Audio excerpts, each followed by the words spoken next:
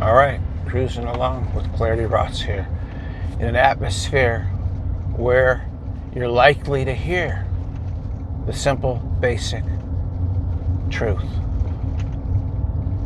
One sentence settles it all. One sentence settles it all. You may even hear that sentence here. You might even hear that sentence here.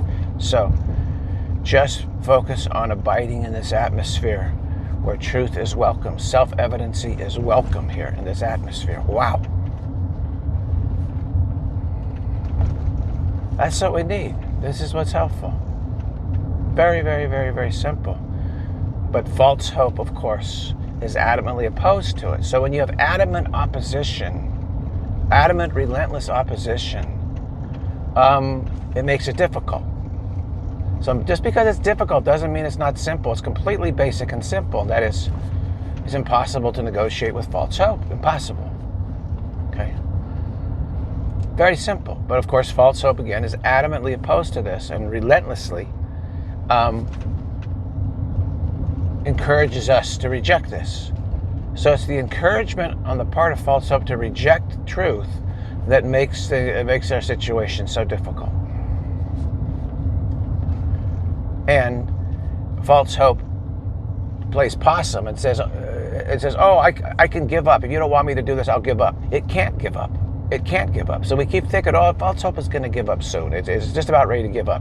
It's never just about ready to give up. And playing possum is the most it can possibly do. That's why people go into trance states. That's just false hope playing possum.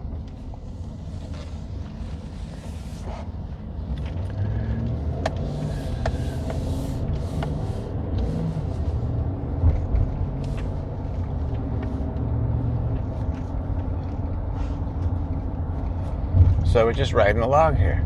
This is something we can do. And so we're doing it because we're multitasking,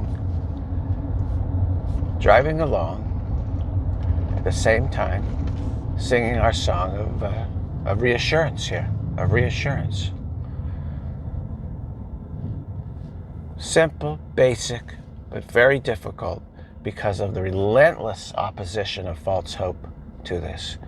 And unquenchable, relentless, unquenchable resistance from false hope. The only way to be able to accept this is in the context of a true premise. Then that is, there is no flaw in perfection. There is no flaw in perfection. With this premise, then we're able to experience this feeling of a boundless ocean of flawless equanimity with no regrets and no health spectruming at all. No health spectruming at all. No health spectruming. No health spectruming. Okay, meaning no gradations of health one way or the other. Good, bad, indifferent. No, none of those gradations are present in this feeling that accompanies the premise that perfection is flawless. A feeling has to accompany this. It has to be in support of this.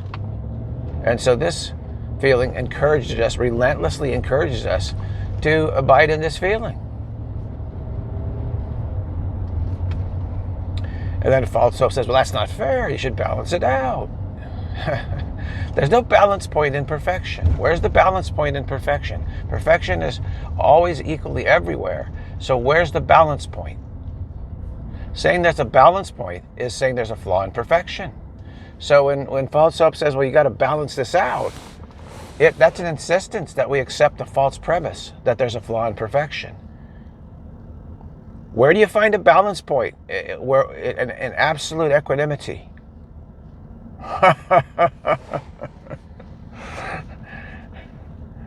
And how can you balance what is always equally everywhere? With what? What are you balancing it with?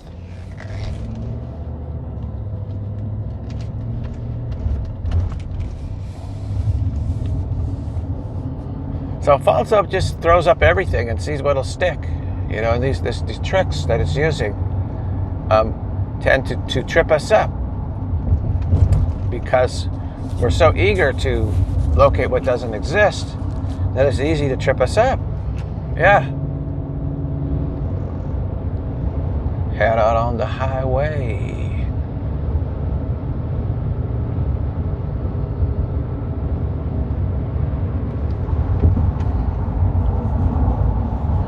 head out on the freeway.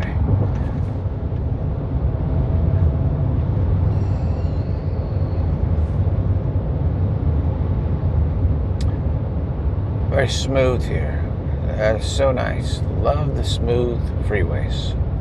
Don't like to get jostled too much at all. And of course, the feeling of the boundless ocean of flawless equanimity with no regrets and no hell spectruming is entirely smooth.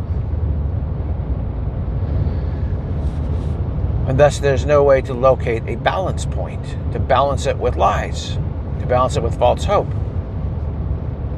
False hope. That's not fair. You need to. No, false hope is just trying to empower us to locate what doesn't exist. That's what's not fair. Claiming that we can be helped in locating what doesn't exist, that's not fair at all. But it's unavoidable as long as we have the premise that perfection is flawed. It's entirely unavoidable with that premise. There's no way we can cure or heal false hope at all. And that's what we keep trying to do. That's why we're still struggling. Yeah.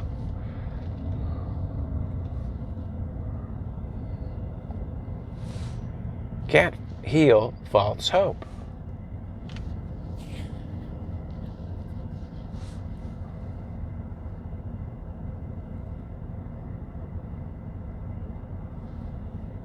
So we don't want to just correct all the mistakes that people have made, and they're not really mistakes. It's basically when you're talking to kindergartners, you kind of gotta throw a bunch of stuff in there that interests them. Otherwise, their interest is going to fade away so quickly, right? And if you're talking to someone, is graduates who are have been able to have great attention span and focus and diligence. They're able to focus really, really well. Then you can use these self-evident, questions. But that technique's not going to work so well with kindergartners. So when you talk with kindergartners, you got to talk some metaphysics. You got to talk some healing and stuff. That gets their attention. Oh yeah. Oh, you mean I can go around just point to somebody and say, be healed, and they'll be healed? Oh wow, that sounds pretty cool, and stuff like that. So there's a whole lot of stuff that's brought up that really is just a side trip, and worse than side tripping.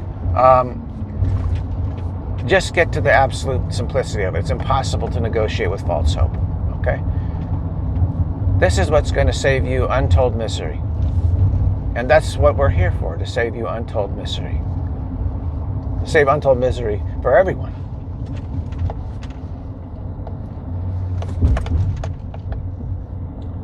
Woo! Okay. Yes. Yes.